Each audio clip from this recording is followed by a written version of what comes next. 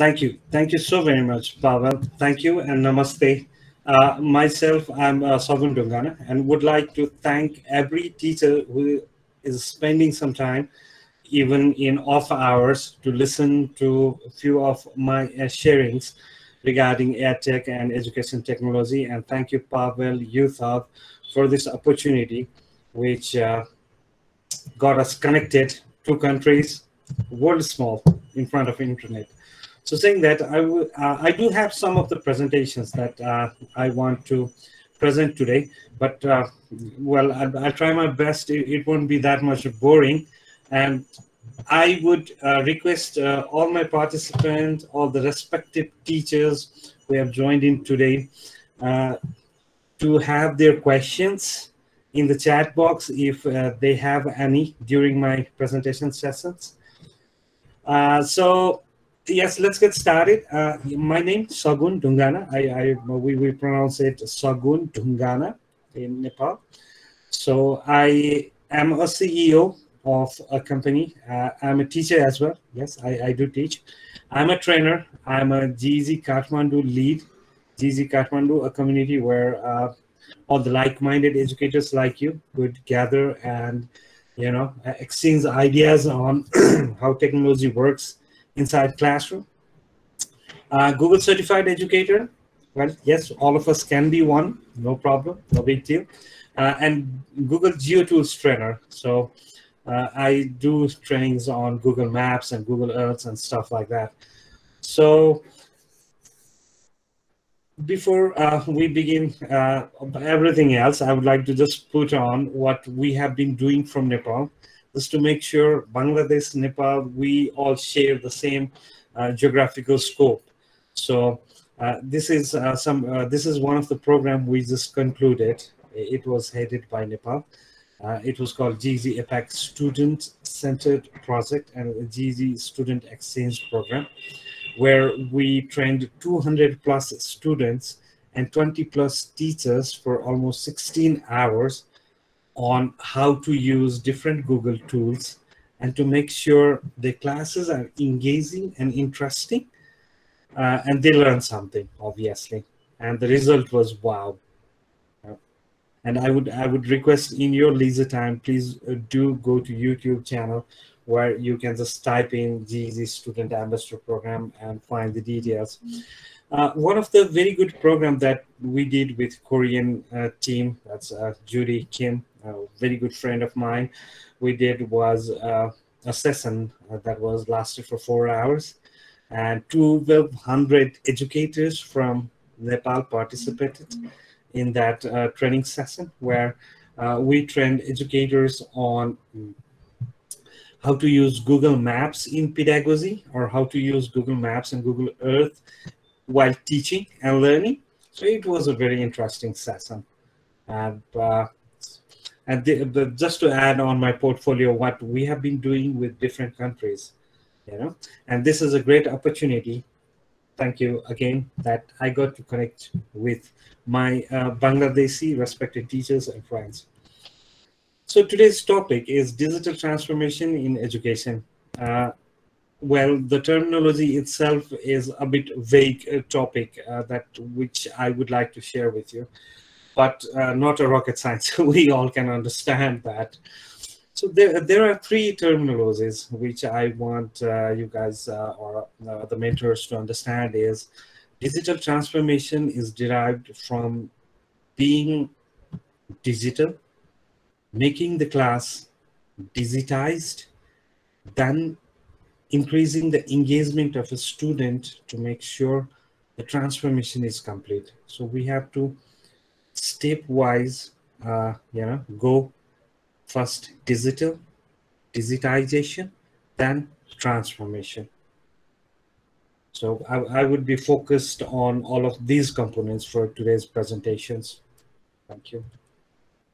So before we get into digitization and transformation, something I would like to share is, if we all know about the Industrial Revolution 4.0, because the formal education started, I don't know, a few thousand years ago, and the aim was to make sure all our students are job ready and industry ready, saying that we now live in 4.0 industrial revolution.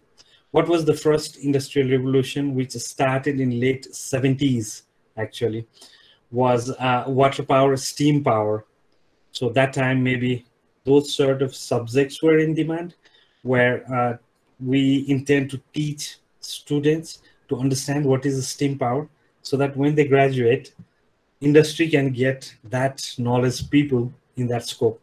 So in early or late 80s, we shifted to second industrial revolution 2.0. That's a mass production assembly line. As we know, First World War happened in that very time, and all automobile industry and stuff started working. So what we did was we started creating education systems such that we can produce a manpower who can compensate that second revolution of industry. So our books and stuffs got oriented with the industry needs. Similarly, the third industrial revolution started in late 19th century, where we were schooling. That time, our schooling happened such that we were taught what is computer and what is internet. Now we are in phase where industrial revolution 4.0 is there, where we can, just using a mobile device, we can control our washing machines, we can control our lighting systems, we can even command the drones to take pictures. So all of these things have been evolving throughout the centuries of time. But what about the teachers, and what about the education that we are actually practicing within the classroom? Okay. If we look into the evolution of mobile phone, with due respect, I know we all have seen how the mobile evolution have started. It's the same worldwide. When I first saw mobile device, I was in school and I was even scared to touch it, because I thought, well, they might charge me if I touch the mobile device. So those were the days where people were scared, connecting, even the receiving, the call receiving used to be charged.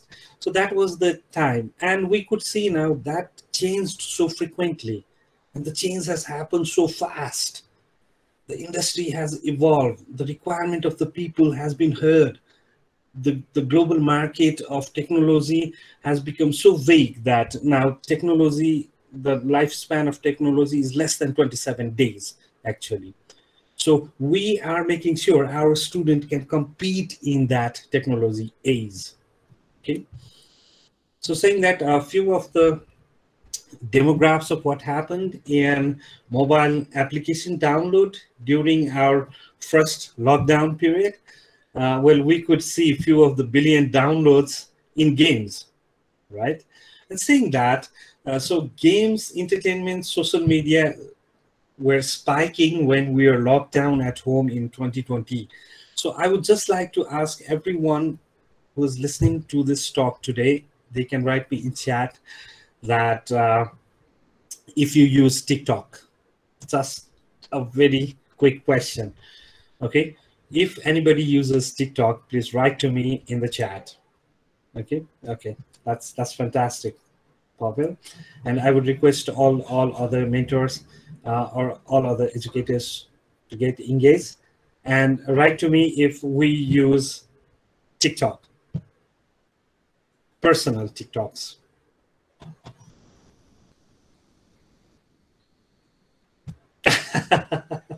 That's all right, Shamim. That was awesome. That was awesome, Shamim. All right, got you on that one. Okay, so oh yes, Pavel, I know you are an inspiration to youth, man. So yeah, really appreciate your everything you do. So my question was, we know our students and our kids are living in digital age where we can find them in TikTok. Actually, we can find them in PUBG, we can find them in Free Fire, we can find them in Roblox, we can find them in YouTube, even Instagram. We know that, right? It would be very wrong to ask if all of us use Instagram and Facebook, because we know all of us do use it. But even though we know students live there, have we ever tried reaching out to a student, teaching their everyday course material using TikToks, Messengers, Instagram? Well, that is a very hard question to answer. So our kids have evolved so much that they're using technology, but the teachers are not reaching that point. And it's not a problem with the teacher. I'm not saying it's a problem with the teacher, but we know our student live in TikTok, but we are not making TikTok for our student or class materials, right? So that is one of the things I would like to bring in light. I'm saying that, well, there's a video which I think I've skipped that one. So now what big companies are looking for Apple and Google is not a college degree. What they are looking for is an skill. So anyone who does a course from Google or Apple gets the job, not the person with the PhD degree or the master's degree. So now education has become a chair, a seat of a car, you know. We cannot just sit in car and just to car and it goes. No, it doesn't happen that way. So the education today needs transformation and a mentorship.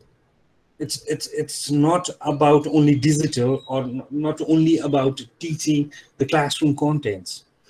It's beyond education, which we call as edtech, that is education technology. And we can see a few $1 trillion are pounding in. People are putting in money to make sure you get the skills done so that you are ready for industrial revolution. Okay, so whatever we teachers are trying to teach is just a tiny part for our student for their bright future. Saying that, I would like to add on that there are some 2.6 billion users of Google, just like you and me.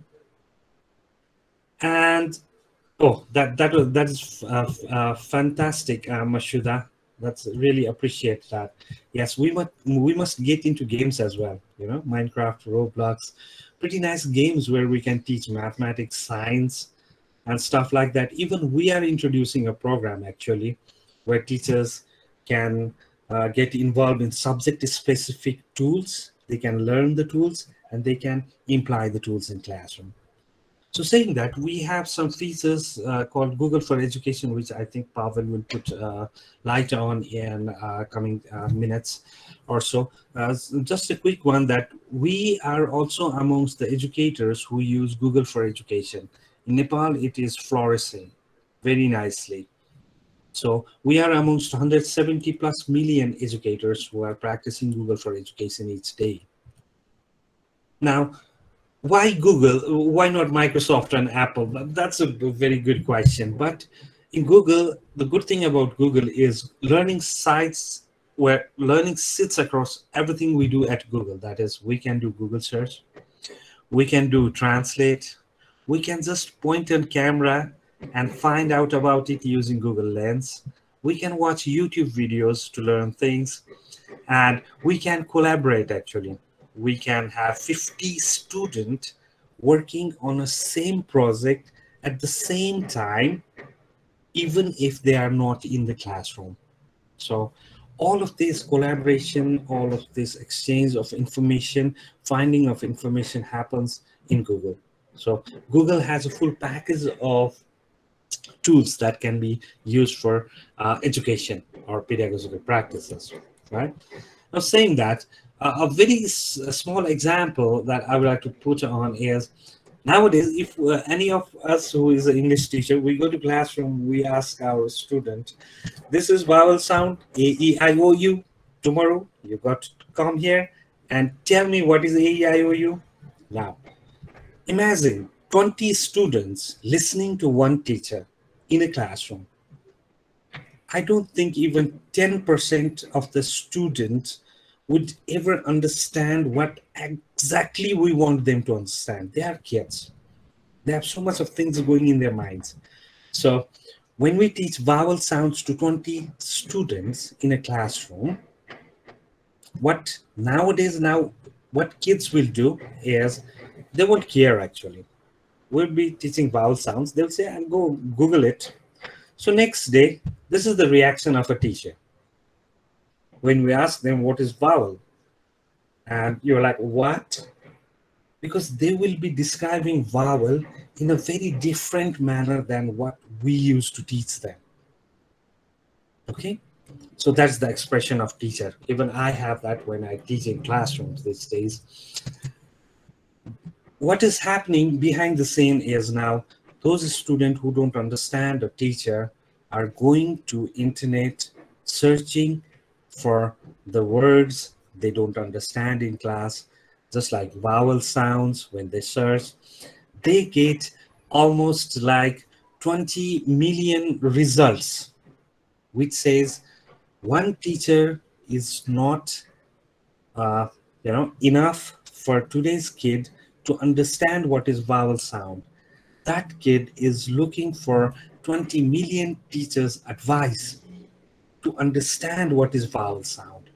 Now that is a transformation we are talking about. They have the device, they have the internet, they can now look into the matters. So what I call these days is like, we are not teachers actually. All of us, we are not teachers, we are mentors, we are coaches who should know that what content is good in internet, you should see. It's not like this is A, it has to be round, there is a tail in A, if you don't write A, you will fail. Well, no, those days are gone. Now we must make them assure, oh, you're learning A. If you don't understand me in the classroom, you can go to Khan Academy or any other portals, good portals, and understand what is A. So that way we are trying to transform the way they learn things. It's not imposing the things, right? So that's the 21st century learning as well. 4C's: collaboration, communication, critical thinking, and what was the last one? Collaboration, communication, critical thinking, and I forgot the fourth one. Anyways, no worries. So when students know the stuff the way they want it to be, using different tools, magic happens. For example, this is a Ryan. His name is Ryan. He has a YouTube channel called Ryan World. Now he earns around $32 million in a year. $32 million. Wow, that's quite a money, So do you think a kid who earns $32 million need to study something? I doubt. We all study to get a job and earn some money, right? But what he does is he uses a simple tool that has been provided by Google that's called YouTube to make the videos and make sure that is visible to the world. So saying that, we don't have to be a rocket scientist or a very extreme person with all the knowledge, all the sharp edge thinking to make a difference. We educators just need to orient our kids on the right direction where they can make substantial change in their life at this time of disruptive technology and so much of learning happening in the cloud. Saying that, we all own mobile device, and the theme was digital transformation. So carrying a phone, we can be a smart teacher or the teacher of 21st century these days. Yes, that is possible by using Google tools like Google Classroom, Google Drive, Chrome, Meet, and Calendar, which already exist in our mobile device. We don't need to find it. We don't need to go elsewhere to start the class. Even in Nepal, we have got very rural schools in hills, very, very rural hills areas, Himalayas. We live very near to Himalayas, as we all know. So much of accessibility issues are there. But we're trying to make sure all the educators who carry mobile device at least can start their journey or the classroom using their smartphones or the student class smartphones. It's all about making the change or the difference. So this is one of the very good classes we conducted in Nepal. I have trained almost 11,000 educators in last 5 months from all around Nepal and Korea included. So a few of the achievements which I wish to share with you, as Google platform doesn't require any software, we can just sit down in a mobile device or laptop and teach our student or share the ideas. Well, few of the diagrams that I wish to put on Google Classroom. So Google Classroom is one of the digital transformation tools which make sure student and teachers are connected, course curriculums are connected, and teachers can get creative. They can digitize the accessibility and make sure each student performance is being monitored even at the time of this pandemic where we are remotely monitoring the student, and each student query is being answered using such tools. So this is almost my last slide, which I would like to share is one of a very good guy, mentor in Google. He inspires me all the time. He's Johnny Cassup. His name is John Cassup, I reckon. So he put in this idea that when we were in classroom, our parents used to ask, or teacher used to ask, what you want to be when you grow up. Let's change the paradigm. Let's make sure digitization and transformation exists. So let's ask question, what problem do you want to solve when you grow up? Because solving a problem would make our student much more smarter than learning the everyday classroom pedagogy. Saying that, I would like to thank you, Pavel, thank you, Yutha, for this opportunity, and thank you all the educators who listened to me for around 20-25 minutes. Sorry, I marked the 5 minutes late. So thank you so very much. So glad to share. And I would like to request anyone who wish to connect with us, they can just connect with Pavel, because we are bringing in few tools for educators where you can actually learn subject-specific digital tools. So we would like to share those ideas and those classrooms with the Bangladeshi educators, because we are practicing that in Korea and Nepal. Thank you. Thank you so very much.